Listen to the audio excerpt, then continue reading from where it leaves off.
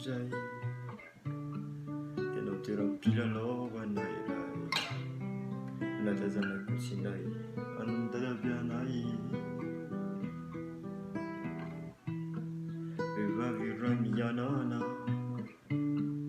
efa trotrikiny adalana nisaka aminazy tena nigagana fa ho tany ve izany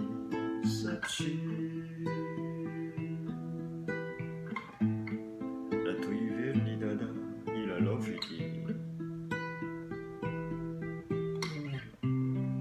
nenibe anatanana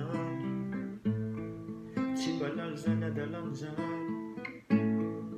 mevitra fany amin'ny volan'izy lalao angano tantara amin'ankizy taitry neny be isy neny be fa Dadabe anay farendreny zayo tianaratra farany amin'ny tantarany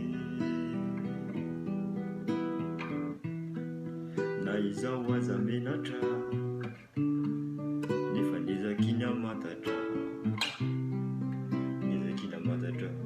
fialan'ireo anitra no ny afaka adiny ray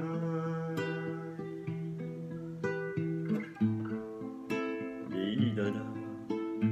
ody amizay ny fandeha taony vembena ny tare ao feno lokomena tesoneny be de ny oraka nakasotro be de ny toraka taitrineny be isafokoneny be fa Dadabe amizany efa vilavila ihany rena ny poketra tsy taony vola rehetre de nipetraka ny fanotanina nakaizany vola nozaraina sanarina valiny Dadabe anay sady nizaraina nolariana ary mbola nampiny tany hoe sady nizaraina nolariana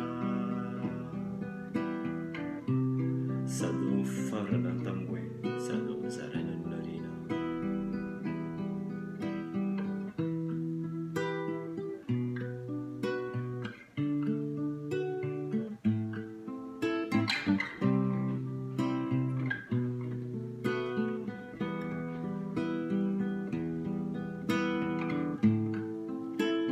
Afaka adiny ray de iny dada ody amizay ny fandeha taony vembena hitare amin'ny feno lokomena tesoneny be de ny oraka nakasotro be de ny toraka taitrineny be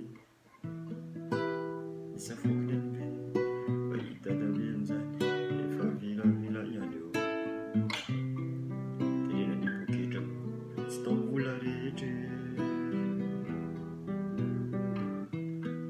de petraka ny fanotanina nakaizany vola nozaraina sanarina de volan'izay hoe sady nizaraina nolariana